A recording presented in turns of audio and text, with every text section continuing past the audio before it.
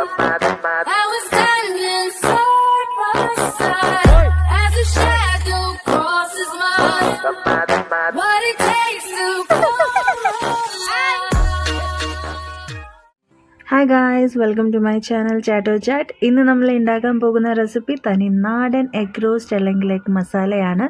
വളരെ പെട്ടെന്ന് ഉണ്ടാക്കാൻ പറ്റുന്ന ഒരു റെസിപ്പിയാണ്. അപ്പോൾ ഇത് നമുക്ക് എങ്ങനെ ഉണ്ടാക്കുന്നതെന്ന് നോക്കാം.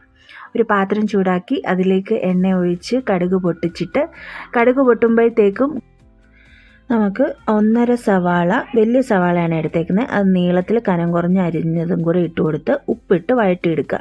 ഒരു ഗോൾഡൻ ബ്രൗൺ കളർ ആവുന്നത് വരെ വഴറ്റുക. ഗോൾഡൻ ബ്രൗൺ ആയതിന് ശേഷം അതിലേക്ക് 1 ടേബിൾ സ്പൂൺ ഇഞ്ചി വെളുത്തുള്ളി പേസ്റ്റ് ഇട്ട് വഴറ്റുക.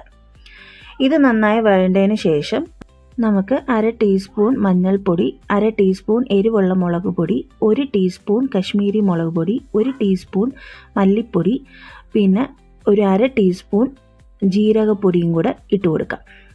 എന്നിട്ട് ഇതെല്ലാം നന്നായി മിക്സ് ചെയ്ത് കൊടുക്കുക. ഒരിച്ചിരി ചൂടുവെള്ളം, ചെറിയ ചൂടുവെള്ളം ഇതിലേക്ക് ഒഴിച്ച് നന്നായിട്ടൊന്ന് മിക്സ് ചെയ്ത് കുറച്ച് നേരം അടച്ചു വെച്ച് വേവിക്കാം. അപ്പം നമ്മളുടെ സവാളയും മസാലയെല്ലാം കൂടെ നന്നായി വെന്തിട്ടുണ്ട്. ഇനി ഇതിലേക്ക് 1 കപ്പ് ചോപ്ഡ് തക്കാളി ഇട്ട് കൊടുക്കുക. എന്നിട്ട് നന്നായി മിക്സ് ചെയ്ത് ഇതിലേക്ക് വീണ്ടും കുറച്ചുകൂടെ ചെറിയ ചൂടുള്ള വെള്ളം ഒഴിച്ചു കൊടുത്ത് മിക്സ് ചെയ്ത് ഒന്നുകൂടെ ഈ തക്കാളി വേവുന്നത് വരെ ഒന്ന് അടച്ചു വെച്ച് വേവിക്കാം. നമ്മൾ തക്കാളിയൊക്കെ നന്നായിട്ട് മാഷായി കുക്കായിട്ടുണ്ട്. ഇനി നമുക്ക് നിങ്ങൾക്ക് ആവശ്യമുള്ള മുട്ട അത്രയും ബോയിൽ ചെയ്ത് അത് ഇടയ്ക്കിടയ്ക്ക് 4 സൈഡ് ഇതുപോലെ ഒന്ന് കീറിയിട്ടിട്ട് വീണ്ടും ഇതിൻ്റെ അകത്തോട്ടിട്ട് ഒരു 5 മിനിറ്റ് അടച്ച് വെച്ച് വേവിക്കാം. നമ്മളെ എഗ് റോസ്റ്റ് ഇവിടെ റെഡിയാണ്. വളരെ പെട്ടെന്ന് ഈസി ആയിട്ട് ഉണ്ടാക്കാൻ പറ്റുന്ന ഒരു റെസിപ്പിയാണ്.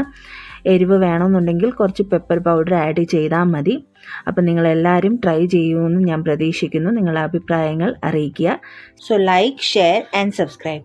Thank you. ബൈ.